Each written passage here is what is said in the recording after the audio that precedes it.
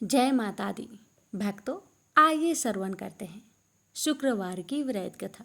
जो भी भक्त श्रद्धा और भक्ति से इन कथाओं को सुनता है उसके जीवन से दरिद्रता दूर होती है और सुख समृद्धि का वास होता है। तो आइए बड़े ही श्रद्धा विश्वास के साथ इस दिव्य कथा का श्रवण करें। माता रानी आप सभी भक्तों की हर मनोकामना को पूर्ण करे। जय माता दी। एक समय की बात है। काशी निवासी धनंजय की पत्नी का नाम सुलक्षणा था। उसे अन्य सब सुख प्राप्त थे, केवल निर्धनता ही उसके दुख का एकमात्र कारण थी। यह दुख उसे हर समय सताता रहता था। एक दिन सुलक्षणा पति से बोली, स्वामी आप कुछ उद्यम करो तो काम चले। इस प्रकार कब तक काम चलेगा?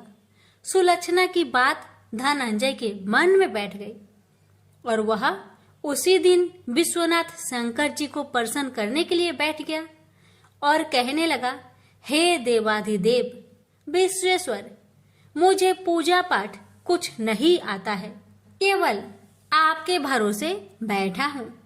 इतनी विनती करके वह 2-3 दिन भूखा प्यासा बैठा रहा। यह देखकर भगवान शंकर ने उसके कान में अन्नपूर्णा अन्नपूर्णा अन्नपूर्णा इस प्रकार 3 बार कहा। यह कौन क्या कह गया? इसी सोच में धनंजय पड़ गया कि मंदिर से आते ब्राह्मणों को देखकर पूछने लगा, पंडित जी अन्नपूर्णा कौन है? ब्राह्मणों ने कहा, तू अन्न छोड़कर बैठा है, सो तुझे अन्न की बात सूझती है, जा घर जाकर अन्न ग्रहण कर। धनंजय घर गया, स्त्री से सारी बात कही। वह बोली, नाथ चिंता मत करो, स्वयं शंकर जी ने यह मंत्र दिया है, वे स्वयं ही खुलासा करेंगे, आप फिर जाकर उनकी आराधना करो। धनंजय फिर जैसा कि तैसा पूजा में बैठ गया। रात्रि में शंकर जी ने आज्ञा दी और कहा, तू पूर्व दिशा में चला जा। वहां अन्नपूर्णा का नाम जपता जाता और रास्ते में फल खाता, झरनों का पानी पीता जाता। इस प्रकार कितने ही दिनों तक चलता गया। वहां उसे चांदी सी चमकती वन की शोभा देखने में आई। सुंदर सरोवर देखने में या उनके किनारे कितनी ही अप्सराएं झुंड बनाए बैठी थी। एक कथा सुनाती और सब मिलकर माँ अन्नपूर्णा इस प्रकार बार बार कहती थी। यह अगहन मास की उजेली रात्रि थी और आज से ही व्रत का प्रारंभ था। जिस शब्द की खोज करने वह निकला था वह उसे वहां सुनने को मिला। धनंजय ने उसके पास जाकर पूछा, हे देवियों, आप यहाँ क्या करती हो? उन सब ने कहा, हम माँ अन्नपूर्णा का व्रत करती हैं। धनंजय ने पूछा, व्रत पूजा करने से क्या होता है? यह किसी ने किया भी है? इसे कब किया जाए? कैसा व्रत है और कैसी विधि है? मुझसे भी विस्तार से बताओ। वे कहने लगी, इस व्रत को सब कोई कर सकते हैं। 21 दिन तक के लिए 21 गांठ का सूत लेना चाहिए। 21 दिन यानी न बने तो 1 दिन उपवास करे, या भी ना बने तो केवल कथा सुनकर प्रसाद ले। निराहार रहकर कथा कहे, कथा सुनने वाला कोई न मिले तो पीपल के पत्तों को रख, सोपाड़ी या घृत कुमारी वृक्ष को सामने कर, दीपक को साक्षी कर, सूर्य गाय तुलसी या महादेव को बिना कथा सुनाए मुख में दाना न डाले। यदि भूल से कुछ पड़ जाए तो 1 दिवस फिर उपवास करे। व्रत के दिन क्रोध न करे और झूठ न बोले। धनंजय बोला, इस व्रत के करने से क्या होगा?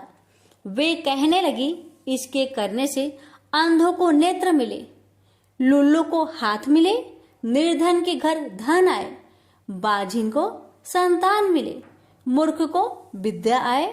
जो जिस कामना से व्रत करे माँ उसकी इच्छा पूरी करती है। वह कहने लगा, बहनों मेरे पास भी धन नहीं है, विद्या नहीं है, कुछ भी तो नहीं है। मैं तो दुखिया ब्राह्मण हूँ, मुझे इस व्रत का सूत दोगी? हाँ भाई, तेरा कल्याण हो, हम तुम्हें अवश्य देंगे। ले इस व्रत का मंगल सूत्र ले। धनंजय ने व्रत किया। व्रत पूरा हुआ, तभी सरोवर में से 21 खंड की स्वर्ण सीढ़ी हीरा मोती जड़ी हुई प्रकट हुई। धनंजय अन्नपूर्णा अन्नपूर्णा कहता जाता था। इस प्रकार कितनी ही सीढ़ियां उतर गया तो क्या देखता है कि करोड़ों सूर्य से प्रकाशमान अन्नपूर्णा का मंदिर है। उसके सामने स्वर्ण सिंहासन पर माता अन्नपूर्णा विराजमान है। सामने भिक्षा हेतु शंकर भगवान खड़े हैं। देवांगनाएं चवर डुलाती है, कितनी ही हथियार बांधे पहरा देती है। धनंजय दौड़कर जगदम्बा के चरणों में गिर गया। देवी उसके मन का कलेश जान गई। धनंजय कहने लगा, माता आप तो अंतर्यामी हो, आपको अपनी दशा क्या बताऊं? माता बोली, मेरा व्रत किया है, जा, संसार तेरा सत्कार करेगा। माता ने धनंजय की जिह्वा पर बीज मंत्र लिख दिया। अब तो उसके रोम रोम में विद्या प्रकट हो गई। इतने में क्या देखता है कि वह काशी विश्वनाथ के मंदिर में खड़ा है। माँ का वरदान ले धनंजय घर आया। सुलक्षणा से सब बात कही। माता जी की कृपा से उसके घर में संपत्ति उमड़ने लगी। छोटा सा घर बहुत बड़ा गिना जाने लगा। जैसे शहद के छत्तों में मक्खियां जमा होती है, उसी प्रकार अनेक सगे संबंधी आकर उसकी बड़ाई करने लगे। कहने लगे, इतना धन और इतना बड़ा घर, सुंदर संतान नहीं हो तो इस कमाई का कौन भोग करेगा? सुलक्षणा से संतान नहीं है, इसलिए तुम दूसरा विवाह करो। अनिच्छा होते हुए भी धनंजय को दूसरा विवाह करना पड़ा और सुलक्षणा को सौत का दुख उठाना पड़ा। इस प्रकार दिन बीतते गए और अगहन मास आया। नए बंधन से बंधे पति से सुलक्षणा ने कहलाया कि हम व्रत के प्रभाव से सुखी हुए हैं, इस कारण यह व्रत छोड़ना नहीं चाहिए। यह माता जी का प्रताप है जो हम इतने संपन्न और सुखी हैं। सुलक्षणा की बात सुन धनंजय उसके यहाँ आया और व्रत में बैठ गया। नई बहू को इस व्रत की खबर नहीं थी। वह धनंजय की आने की राह देख रही थी। दिन बीतते गए और व्रत पूर्ण होने में 3 दिवस बाकी थे कि नई बहू को खबर पड़ी। उसके मन में ईर्ष्या की ज्वाला दहकने लगी थी। सुलक्षणा के घर आ पहुंची और उसने वहां भगदड़ मचा दी। वह धनंजय को अपने साथ ले गई। नए घर में धनंजय को थोड़ी देर के लिए निंद्रा ने आ दबाया। इसी समय नई बहू ने उसका व्रत का सूत तोड़कर आग में फेंक दिया। अब तो माता जी का कोप जाग गया। घर में अकस्मात आग लग गई। सब कुछ जलकर खाक हो गया। सुलक्षणा जान गई और पति को फिर अपने घर ले आई। नई बहू रूठकर माता पिता के घर जा बैठी।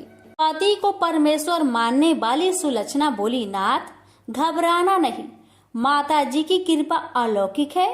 पुत्र को पुत्र हो जाता है, पर माता कुमाता नहीं होती। अब आप श्रद्धा और भक्ति से आराधना शुरू करो, वे जरूर हमारा कल्याण करेगी। धनंजय फिर माता के पीछे पड़ गया। फिर वही सरोवर सीढ़ी प्रकट हुई। उसमें माँ अन्नपूर्णा कहकर वह उतर गया। वहां जा माता जी के चरणों में रुदन करने लगा। माता प्रसन्न होकर बोली, यह मेरी स्वर्ण की मूर्ति ले, उसकी पूजा करना, तू फिर सुखी हो जाएगा। जा, तुझे मेरा आशीर्वाद है। तेरी स्त्री सुलक्षणा ने श्रद्धा से मेरा व्रत किया है, उसे मैंने पुत्र दिया है। धनंजय ने आंखें खोली तो खुद को काशी विश्वनाथ के मंदिर में खड़ा पाया। वहां से फिर उसी प्रकार घर को आया। धर सुलक्षणा के दिन चढ़े और महीने पूरे होते ही पुत्र का जन्म हुआ। गांव में आश्चर्य की लहर दौड़ गई। इस प्रकार उसी गांव के निसंतान सेठ के पुत्र होने पर उसने माता अन्नपूर्णा का मंदिर बनवा दिया।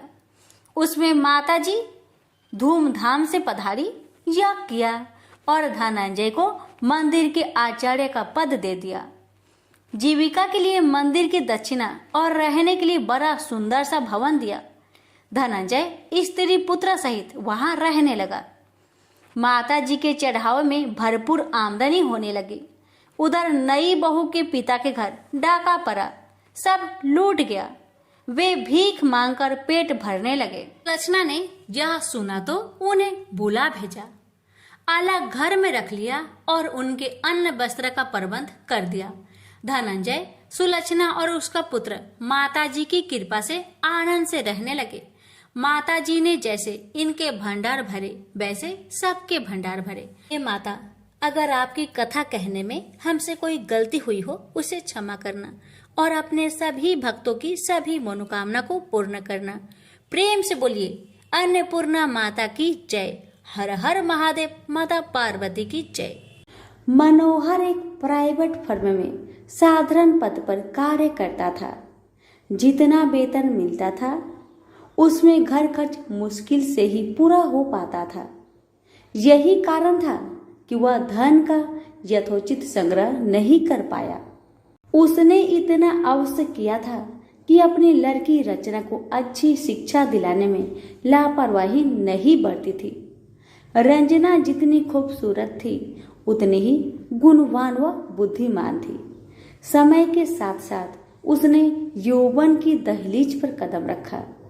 एक दिन मनोहर की पत्नी माधवी ने कहा, सुनो जी, लड़की अब सयानी हो गई है, इसके बारे में कुछ सोचा है आपने? मनोहर ने कहा, तुम चिंता क्यों करती हो? भाग्यवान, हमारी बिटिया में क्या कमी है? वह सुंदर है, गुणवान है, बुद्धिमान है।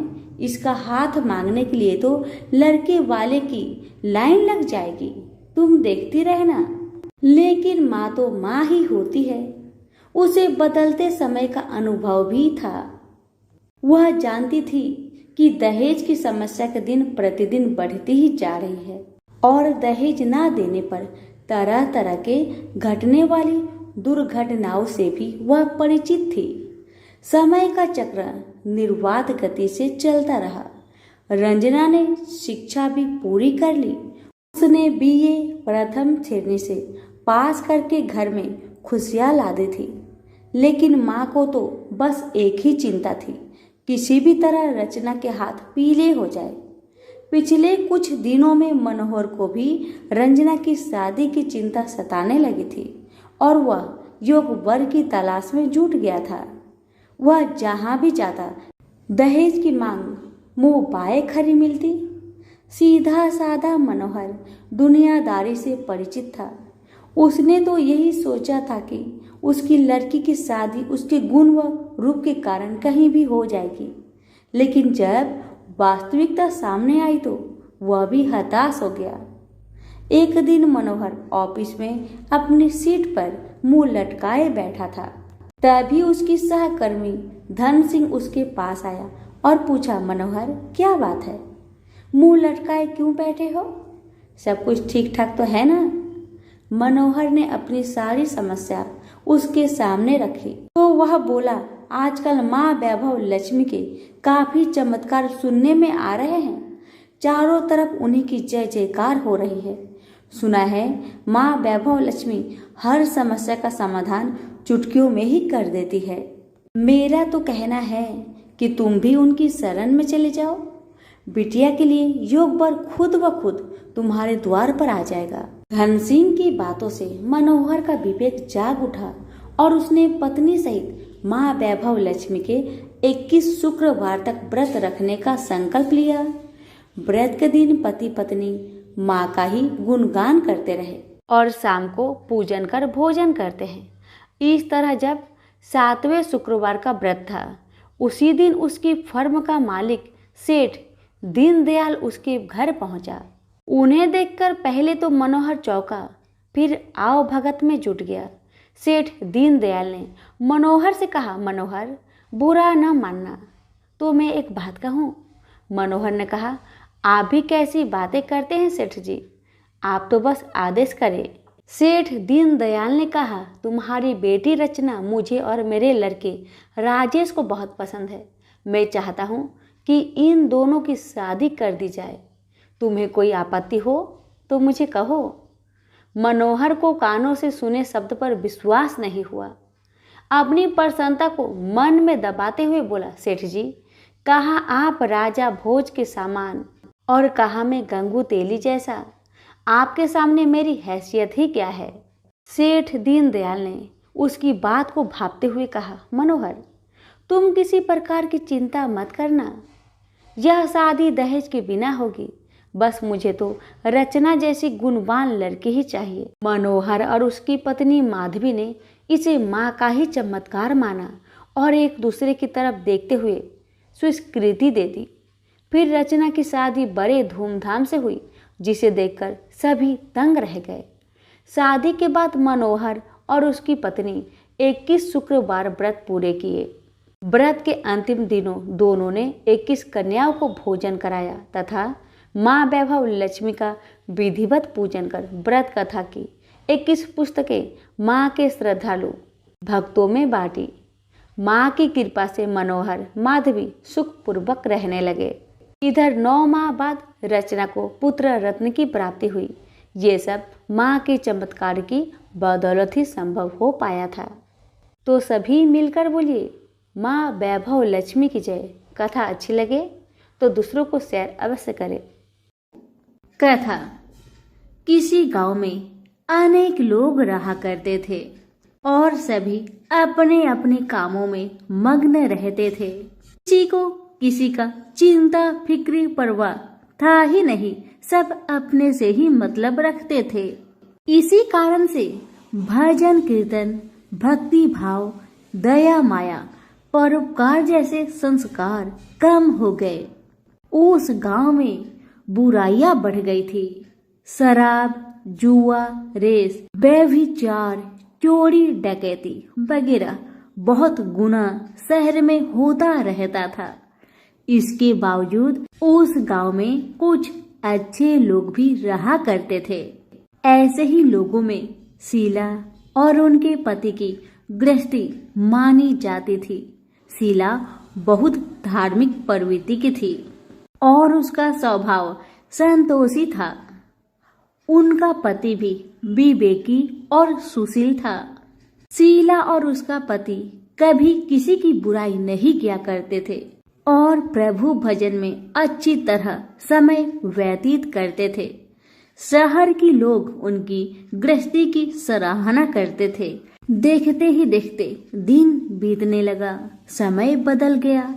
शीला का पति बूढ़े लोगों से दोस्ती कर बैठा। अब होना क्या था वो तो हम सभी जानते हैं। अच्छे संगति का असर हमेशा अच्छा ही होता है, बुरा संगति का असर हमेशा बुरा ही होता है। इसलिए हमें हमेशा अच्छे संगति से संगत रखना चाहिए, बुरे से नहीं।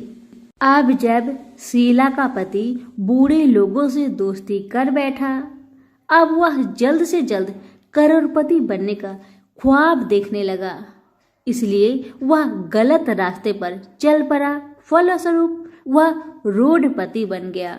कहा जाता है ना, लालच बुरी बला है, इसलिए लालच नहीं करना चाहिए।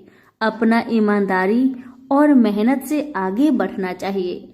अब जब शीला का पति रोडपति बन गया, जानी रास्ते पर भटकते भिखारी जैसी उसकी हालत हो गई थी। शराब, जुआ, रेस, चरस, गांजा वगैरह बुरी आदतों में शीला का पति भी फंस चुका था। दोस्तों के साथ उसे भी शराब की आदत बुरी तरह लग गई थी।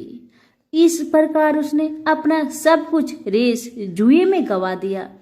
अब तो शीला अपने पति के बर्ताव से बहुत दुखी रहने लगी, किंतु उसे भगवान पर भरोसा था कि सब कुछ ठीक हो जाएगा। यही सोचकर वह अपने पति के बुरे बर्ताव को सहने लगी। शीला अपना अधिकांश समय प्रभु की भक्ति में बिताने लगी। अचानक एक दिन दोपहर को उनके द्वार पर किसी ने दस्तक दिया।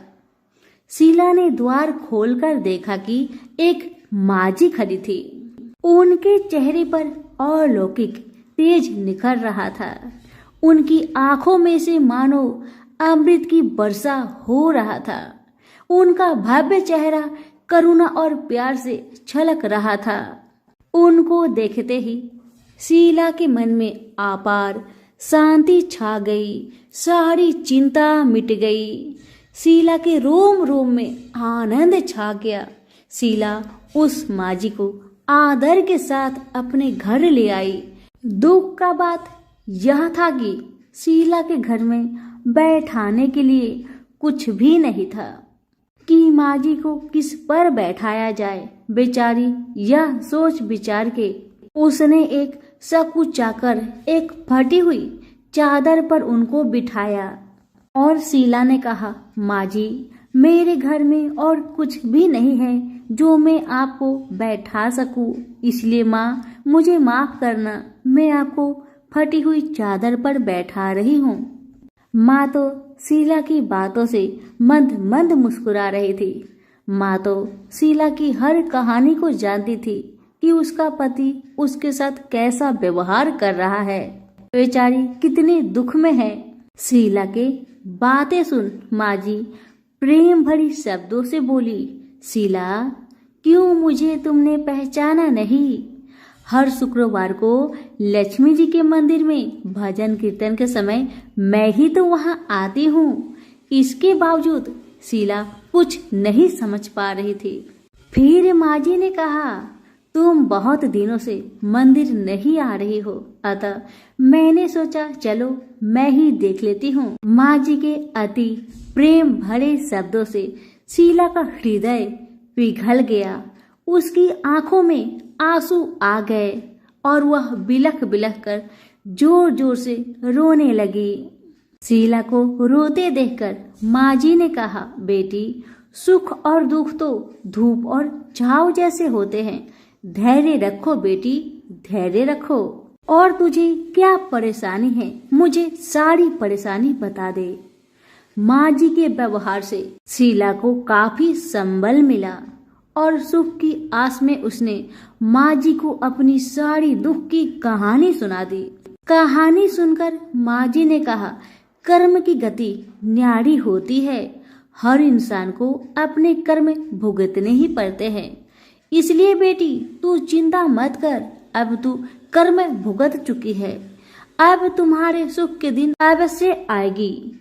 तू माँ लक्ष्मी जी की भक्त है। माँ लक्ष्मी जी तो प्रेम और करुणा की अवतार है। वे अपनी भक्तों पर हमेशा ममता छिड़कती है। इसलिए तू धैर्य रखकर माँ लक्ष्मी का व्रत कर, इससे सब कुछ ठीक हो जाएगा। तुम्हारा दुख दर्द सब समाप्त हो जाएगा और तुम्हारे घर में अन्न धन का भंडार भर जाएगा। बस श्रद्धा भक्ति से माँ लक्ष्मी का व्रत करो। माँ जी की बात सुन शीला पूछने लगी, माँ, व्रत की विधि तो मुझे पता नहीं। तब माँ जी ने उसे व्रत की सारी विधि भी बताई। माँ जी ने कहा, बेटी, माँ लक्ष्मी जी का व्रत बहुत सरल है। उसे वर लक्ष्मी व्रत या वैभव लक्ष्मी व्रत कहा जाता है।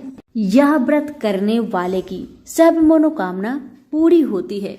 वह सुख संपत्ति और यश प्राप्त करता है। शीला यह सब सुनकर आनंदित हो उठी।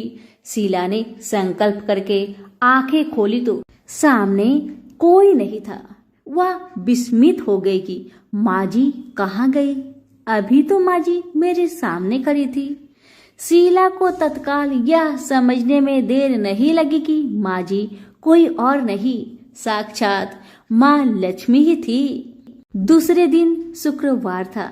सवेरे स्नान करके स्वच्छ कपड़े पहनकर शीला ने माँ जी द्वारा बताई विधि से पूरे मन से श्रद्धा भक्ति से व्रत किया और आखिर में प्रसाद वितरण हुआ। यह प्रसाद पहले पति को खिलाया। प्रसाद खाते ही पति के स्वभाव में फर्क पड़ गया। माँ लक्ष्मी की कृपा से उसका पति जिस दिन प्रसाद खाया उस दिन अपनी पत्नी को मारा पीटा नहीं, सताया भी नहीं। शीला को बहुत अच्छा लगा। शीला के मन में तो अब पहले से भी ज्यादा वैभव लक्ष्मी व्रत के लिए श्रद्धा बढ़ गई। शीला ने पूर्ण श्रद्धा भक्ति के साथ 21 शुक्रवार तक वैभव लक्ष्मी व्रत किया। 21वें शुक्रवार को माँ जी के कहे मुताबिक उद्धापन विधि करके 7 स्त्रियों को वैभव लक्ष्मी व्रत की 7 पुस्तक उपहार में दी। फिर माता जी के धन लक्ष्मी स्वरूप की छवि को बंधन करके भाव से मन ही मन प्रार्थना करने लगी। हे माँ धन लक्ष्मी, मैंने आपका वैभव लक्ष्मी व्रत करने की मन्नत मानी थी, वह व्रत आज पूर्ण किया है। हे माँ, मेरी हर विपत्ति को दूर करो, हमारा सबका कल्याण करो। जिसे संतान ना हो माँ, उसे संतान देना। सौभाग्यवती स्त्री का सौभाग्य को माँ अखंड रखना। कुंवारी लड़कियों को मन भावन पति देना। जो आपका यह चमत्कारी वैभव लक्ष्मी व्रत करे, उनकी सब विपत्ति को दूर करना, सभी को सुखी रखना। हे माँ, आपकी महिमा अपार है। ऐसा बोलकर लक्ष्मी जी के धन लक्ष्मी स्वरूप की छवि को प्रणाम किया। व्रत के प्रभाव से शीला का पति अच्छा इंसान बन गया और अब शीला का पति मेहनत करके व्यवसाय करने लगा। उसने तुरंत शीला की गिरवी रखे गहने छुड़ा लिए। घर में धन की बाढ़ सी आ गई। घर में पहले जैसी सुख शांति छा गई। वैभव लक्ष्मी व्रत का प्रभाव देखकर मोहल्ले की दूसरी स्त्रियां भी विधि पूर्वक वैभव लक्ष्मी व्रत करने लगी। सभी प्रेम से बोले, वैभव लक्ष्मी माता की जय हो। आइए अब जानते हैं वैभव लक्ष्मी व्रत का उद्धापन विधि। 7, 11 या 21 जितने भी शुक्रवार की मन्नत मांगी हो, उतने शुक्रवार तक यह व्रत पूरी श्रद्धा तथा भावना के साथ करना चाहिए। आखिरी शुक्रवार को इसका शास्त्रीय विधि के अनुसार उद्धापन करना चाहिए। आखिरी शुक्रवार को प्रसाद के लिए खीर बनानी चाहिए। जिस प्रकार हर शुक्रवार को हम पूजन करते हैं, वैसे ही करना चाहिए। पूजन के बाद माँ के सामने एक श्रीफल फोड़े। फिर कम से कम 7 कुंवारी कन्या या सौभाग्यशाली स्त्रियों को कुमकुम का तिलक लगाकर माँ वैभव लक्ष्मी व्रत कथा की किताब की एक प्रति उपहार में देनी चाहिए और सबको खीर का प्रसाद देना चाहिए। इसके बाद माँ लक्ष्मी जी को श्रद्धा सहित प्रणाम करना चाहिए। फिर माता जी के धन लक्ष्मी स्वरूप की छवि को बंधन करके भाव से मन ही मन प्रार्थना करे। हे माँ धन लक्ष्मी, मैंने आपका वैभव लक्ष्मी व्रत करने की मन्नत मानी थी, यह व्रत आज पूर्ण किया है। हे माँ, हमारी मनोकामना पूर्ण करे, हमारी हर विपत्ति को दूर करे, हम सबका कल्याण करे। जिसे संतान ना हो, उसे संतान देना। सौभाग्यवती स्त्री का सौभाग्य अखंड रखना। कुंवारी लड़की को मन भावन पति देना। जो आपका यह चमत्कारी वैभव लक्ष्मी व्रत करे, उनकी सब विपत्ति दूर करना, सभी को सुखी करना। हे माँ, आपकी महिमा अपार है, आपकी जय हो। ऐसा बोलकर लक्ष्मी के धन लक्ष्मी स्वरूप की छवि को प्रणाम करे। सभी प्रेम से बोलिए, वैभव लक्ष्मी माता की जय हो। एक बुढ़िया माई थी, उसके 7 लड़के थे। 6 कमाने वाले थे और एक निकम्मा था, कमाता कुछ नहीं था। बुढ़िया माई अपने 6 बेटों के लिए भोजन बनाती थी और उनको भोजन कराती और उनसे जो कुछ जूठन बचती वह 7वें बेटे को देती थी। एक दिन 7वां बेटा अपनी पत्नी से बोला, देखो मेरी माँ को मुझ पर कितना प्रेम है। वह बोली, क्यों नहीं, सबका जो जूठा तुमको खिलाती है। वह बोला, ऐसा नहीं हो सकता, मैं जब तक अपनी आंखों से ना देख लूं, मैं मान नहीं सकता कि मेरी माँ मेरे साथ ऐसा कर सकती है। कुछ दिन बाद त्योहार आया। घर में 7 प्रकार के भोजन और चूरमे के लड्डू बने। अब सबसे छोटे लड़के ने यानी कि 7वें लड़के ने अपना सिर दुखने का बहाना बनाया और पतला चादर ओढ़कर रसोई घर में सो गया, ये देखने के लिए कि मेरी माँ मुझे जूठे भोजन देती है या फिर बनाई हुई ताजी भोजन देती है। लड़का झूठ मूठ का सोने के नाटक करके रसोई घर में सोया हुआ है। वह पतले चादर के अंदर से सब कुछ देख रहा था। तभी 6 भाई भोजन करने आए। उसने देखा माँ ने उनके लिए सुंदर आसन बिछाया, नाना प्रकार की रसोई परोसी और आग्रह करके उन्हें जिमाया और वह देखता रहा। तब 6 भाइयों ने भोजन करके उठा। तब माँ ने क्या किया कि उनकी बची हुई भोजन, जूठी भोजन थालियों में से इकट्ठा करके सभी लड्डुओं के टुकड़ों को उठाकर एक लड्डू बनाया और सभी जूठन को साफ करके बुढ़िया ने अपने सबसे छोटे लड़के को पुकारा, बेटा 6 भाई भोजन करके चले गए, अब तू ही बाकी है, उठ और खाना खा ले। तब वह बेटा कहने लगा, माँ मुझे आज भूख नहीं लगा है, मुझे भोजन नहीं करना, मैं अब जहाँ नहीं रहूँगा, मैं परदेश चला जाऊँगा। अपने बेटे की बातें सुन माँ ने कहा, बेटा तू कल जाना चाहता है ना, कल क्यों जाएगा, तुम आज ही चला जा। तब बेटा बोला, हाँ माँ मैं आज ही चला जा रहा हूँ। यह कहकर वह घर से निकल गया। चलते समय पत्नी की याद आई। वह गौशाला में उपले थाप रही थी। वहाँ जाकर वह बोला, हम जावे परदेश, आवेंगे कुछ काल, तुम रहियो संतोष से, धर्म अपनो पाल। पत्नी बोली, जाओ पिया आनंद से, हमरो सोच हटाए, राम भरोसे हम रहे, ईश्वर तुम्हें सहाय। 2 निशानी आपन, देख धरो में धीर, सुधी मती हमारी, बिसारियो रखियो मन गंभीर। पति बोला, मेरे पास तो कुछ नहीं, यह अंगूठी है, सुले और अपनी कुछ निशानी मुझे भी दे। पत्नी बोली, मेरे पास क्या है, यह गोबर से भरा हाथ। यह कहकर पति की पीठ पर गोबर के हाथ की थाप मार दी। अब पति चल दिया। चलते चलते दूर देश पहुंचा। वहां एक साहूकार की दुकान थी। वहां जाकर कहने लगा, भाई मुझे नौकरी पर रख लो। साहूकार को जरूरत थी तो वह बोला, रह जाओ। लड़के ने पूछा, तनख्वाह क्या दोगे? तो साहूकार ने कहा, तुम्हारा काम देखकर तब हम दाम देंगे। साहूकार की नौकरी मिली। वह सुबह 7 बजे से 10 बजे तक नौकरी करने लगा। कुछ दिनों में दुकान का सारा लेन देन, हिसाब किताब, ग्राहकों को माल बेचना, सारा काम करने लगा। साहूकार के 7-8 नौकर थे। वे सब चक्कर खाने लगे। यह तो बहुत होशियार बन गया है।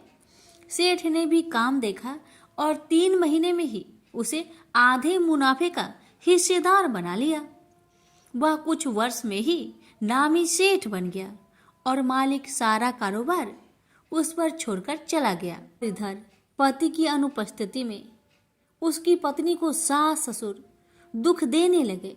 सारी गृहस्थी का काम करा के उसे लकड़ी लेने जंगल में भेजते हैं। इस बीच घर के आटे से जो भूसी निकलती उसकी रोटी बनाकर रख दी जाती और उसके साथ ही फूटे नारियल की नारेली में पानी।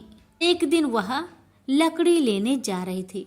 रास्ते में बहुत सी स्त्रियां संतोषी माता की व्रत करते दिखाई दी। वह लड़की खड़ी होकर कथा सुनने लगी और पूछा, बहनों तुम किस देवता की व्रत करती हो और उसके करने से क्या फल मिलता है? यदि तुम इस व्रत का विधान मुझे समझाकर कहोगी तो मैं तुम्हारा बड़ा एहसान मानूंगी। तब उनमें से एक स्त्री बोली, सुनो बहन, यह संतोषी माता का व्रत है। इसके करने से निर्धनता, दरिद्रता का नाश होता है और जो कुछ मन में कामना हो सब संतोषी माता की कृपा से पूरी होती है। तब उसने उससे व्रत की विधि पूछी। वह भक्तिनी स्त्री बोली, 1.25 आने का गुड़ चना लेना, इच्छा हो तो 5.25 आने का लेना या फिर 1.25 रुपए का भी, सहूलियत के अनुसार लाना, बिना परेशानी और श्रद्धा व प्रेम से जितना भी बन पड़े सवाया लेना। प्रत्येक शुक्रवार को निराहार रहकर कथा सुनना। इसके बीच कर्म टूटे नहीं, लगातार नियम पालन करते रहना। सुनने वाला कोई न मिले तो घी का दीपक जला उसके आगे या जल के पात्र के सामने रखकर कथा कहना। जब कार्य सिद्ध न हो नियम का पालन करना और कार्य सिद्ध हो जाने पर व्रत का उद्यापन करना। 3 मास में माता फल पूरा करती है। यदि किसी के ग्रह खोटे भी हो तो भी माता वर्ष भर में कार्य सिद्ध करती है। फल सिद्ध होने पर उद्यापन कर लेना चाहिए, बीच में नहीं। उद्यापन में 2.5 सेर आटे का खाजा तथा इसी परिमाण में खीर तथा चने का साग करना।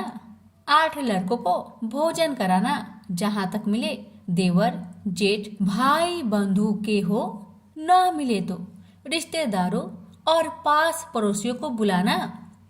उन्हें भोजन करा यथाशक्ति दक्षिणा दे, माता का नियम पूरा करना। उस दिन घर में खटाई न खाना। यह सुन बुढ़िया माई के लड़के की बहू चल दी। रास्ते में लकड़ी की बोझ को बेच दिया और उन पैसों से गुड़ चना ले माता की व्रत की तैयारी कर आगे चली और सामने मंदिर देखकर पूछने लगी, यह मंदिर किसका है? सब कहने लगे, संतोषी माता का मंदिर है। यह सुनकर माता के मंदिर में जाकर चरणों में लौटने लगी। दीन हो विनती करने लगी, माँ मैं निपट अज्ञानी हूँ, व्रत के कुछ भी नियम नहीं जानती, मैं दुखी हूँ। हे माँ जगत जननी मेरा दुख दूर कर, मैं तेरी शरण में आई हूँ। माता को दया आई। एक शुक्रवार बीता कि दूसरे को उसके पति का पत्र आया और तीसरे शुक्रवार को उसका भेजा हुआ पैसा आ पहुंचा। यह देख जेठ जेठानी मुंह सिडोकने लगी, लड़के ताने देने लगे, काकी के पास पत्र आने लगे, रुपया आने लगा। अब तो काकी की खातिर बढ़ेगी। बेचारी सरलता से कहती, भैया कागज आवे रुपया आवे, हम सब के लिए अच्छा है। ऐसा कहकर आंखों में आंसू भरकर संतोषी माता के मंदिर में आ मातेश्वरी के चरण में गिरकर रोने लगी, माँ मैंने तुमसे पैसा कब मांगा है माँ? मुझे पैसे से क्या काम है माँ? मुझे तो अपने सुहाग से काम है। मैं तो अपनी स्वामी के दर्शन मांगती हूँ माँ। तब माता ने प्रसन्न होकर कहा, जा बेटी तेरा स्वामी आएगा। यह सुनकर खुशी से बावली होकर घर जा पहुंची, अपना काम काज करने लगी। अब संतोषी माँ विचार करने लगी, इस भोली पुत्री को मैंने कह तो दिया कि तेरा पति आएगा, लेकिन कैसे? वह तो इसे सपने में भी याद नहीं करता।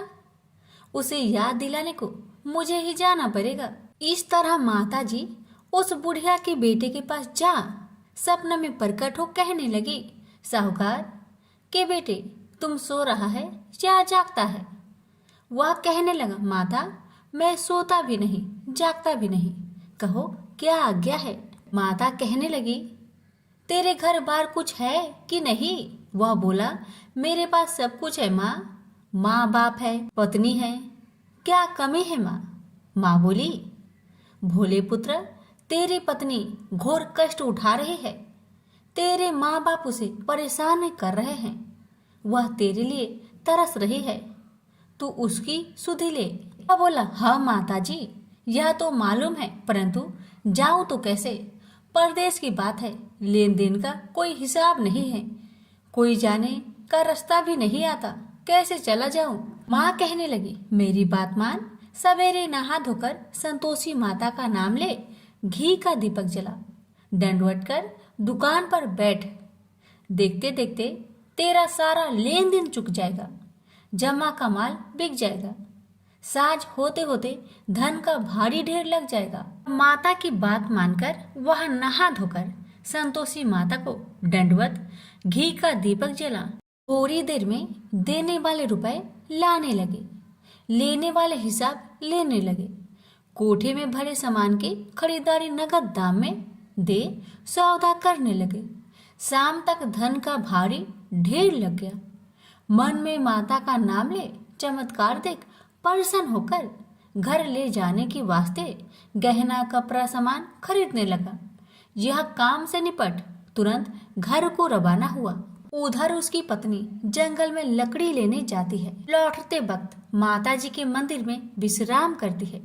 वह तो उसके प्रतिदिन रुकने का जो स्थान ठहरा। धूल उड़ती देख वह माता से पूछती है, हे माता, यह धूल कैसे उड़ रही है? माता कहती है, हे पुत्री, तेरा पति आ रहा है।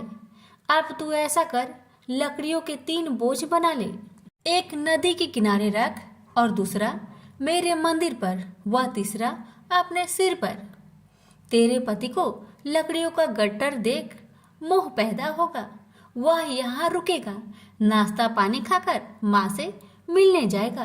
तब तू लकड़ियों का बोझ उठाकर जाना और चौक में गट्टर डालकर जोर से आवाज देकर कहना, लो सासू जी, लकड़ियों का गट्टर लो, भूसी की रोटी दो, नारियल की खोपरे में पानी दो।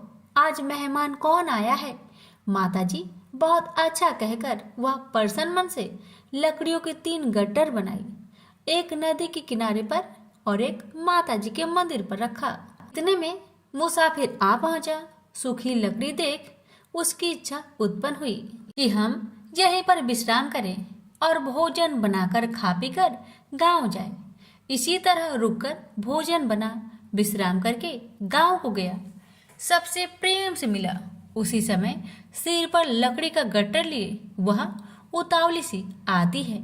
लकड़ियों का भारी बोझ आंगन में डालकर जोर से 3 आवाज देती है, लो सासू जी, लकड़ियों का गट्टर लो, भूसी की रोटी दो, आज मेहमान कौन आया है? यह सुनकर उसकी सास बाहर आकर अपने दिए हुए कष्टों को भुलाने हेतु कहती है, बहू ऐसा क्यों कहती है?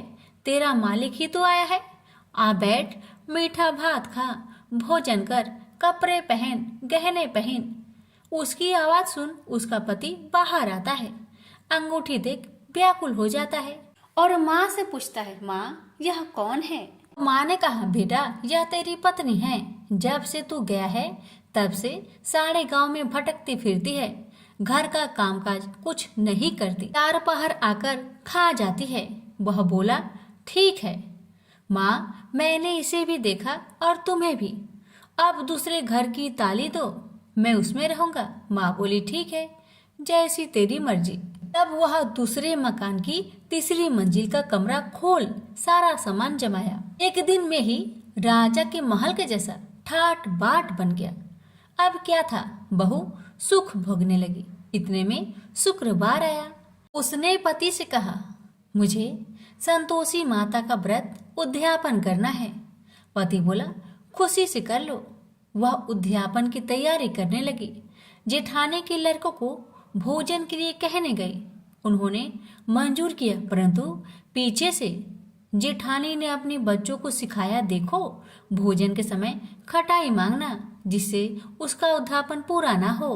अब तो बच्चे जिमने आए, खीर खाना पेट भर के खाए, परंतु बाद में खाते ही कहने लगे, हमें खटाई दो, खीर खाना हमको नहीं भाता। देखकर अरुचि होती है। वह कहने लगी, भाई खटाई किसी को नहीं दी जाएगी, यह माँ संतोषी का प्रसाद है। लड़के उठ खड़े हुए, बोले, पैसे लाओ। भोली बहू कुछ जानती नहीं थी।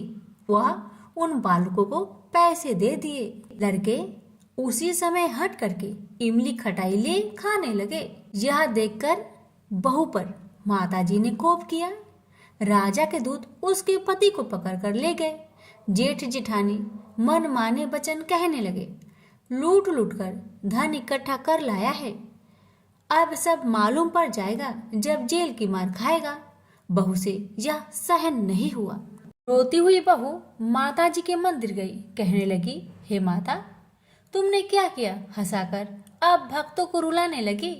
माता बोली, बेटी तूने उद्यापन करके मेरा व्रत भंग किया है। वह कहने लगी, माता मैंने कुछ अपराध किया है क्या? मैंने तो भूल से लड़कों को पैसे दे दिए थे, मुझे क्षमा करो। मैं फिर तुम्हारा उद्यापन करूंगी। माँ बोली, अब भूल मत करना। माँ कहती है, अब भूल नहीं होगी। अब बतलाओ वो कैसे आएंगे। माँ बोली, जा पुत्री, तेरा पति तुझे रास्ते में आता मिलेगा। वह निकली, राह में पति आता मिला। वही पूछी, कहाँ गए थे। वह कहने लगा, इतना धन जो जमाया है उसका टैक्स राजा ने मांगा था, वह भरने गया था। वह परेशान हो बोली, भला हुआ, अब घर को चलो। कुछ दिन बाद फिर शुक्रवार आया। फिर वह बोली, मुझे माता का उद्यापन करना है। पति ने कहा, करो। पत्नी फिर जेठ के लड़कों को भोजन को कहने गई। ठानी ने एक दो बातें सुनाई। सब लड़कों को सिखाने लगी, तुम सब लोग पहले ही खटाई मांगना। लड़के भोजन से पहले कहने लगे, हमें खीर नहीं खाना, हमारा जी बिगड़ता है, कुछ खटाई खाने को दो। वह बोली, खटाई किसी को नहीं मिलेगा, आना हो तो आओ। वह ब्राह्मण के लड़के को लाकर भोजन कराने लगी। यथाशक्ति दक्षिणा की जगह एक एक फल उन्हें दिया। संतोषी माता प्रसन्न हुई। माता की कृपा होते ही 9वें मास में उसके चंद्रमा के समान सुंदर पुत्र प्राप्त हुआ। पुत्र को पाकर प्रतिदिन माताजी के मंदिर में जाने लगी। माँ ने सोचा, यह रोज आती है, आज क्यों ना आए, इसके घर चलो। यह विचार कर माता ने भयानक रूप बनाया। गुड़ चने से सना मुख, ऊपर सूर्य के समान होठ, उस पर मक्खियां भीन भीन कर रही थी। दहली पर पैर रखते ही उसकी सास चिल्लाई, देखो रे देखो, कोई चुड़ैल डाकिन चली आ रही है। लड़कों, इसे भगाओ, नहीं तो किसी को खा जाएगी। लड़के भागने लगे, चिल्लाकर खिड़की बंद करने लगे। बहू रोशनदान में देख रही थी। प्रसन्नता से पगली बन चिल्लाने लगी, आज मेरी माँ मेरे घर आई है, आज मेरी माता मेरे घर आई है। वह बच्चों को दूध पीने से हटाती थी। इतने में सास का क्रोध फट पड़ा। वह बोली, क्यों उतावली हुई है, बच्चे को पटक दिया। इतने में माँ के प्रताप से लड़के ही लड़के नजर आने लगे। वह बोली, माँ, जिसका मैं व्रत करती हूँ, यह वही संतोषी माता है। सबने माता जी के चरण पकड़ लिए और विनती कर कहने लगे, हे माता, हम मूर्ख हैं, अज्ञानी हैं, तुम्हारे व्रत की विधि हम नहीं जानते। व्रत भंग कर हमने बड़ा अपराध किया है। जग माता, आप हमारा अपराध क्षमा करो। इस प्रकार माता प्रसन्न हुई। बहू को प्रसन्न हो जैसा फल दिया, वैसा माता सबको दे। जो पढ़े उसका मनोरथ पूर्ण हो, जो सुने उसका भी मनोरथ पूर्ण हो। प्रेम से बोलिए, संतोषी माता की जय।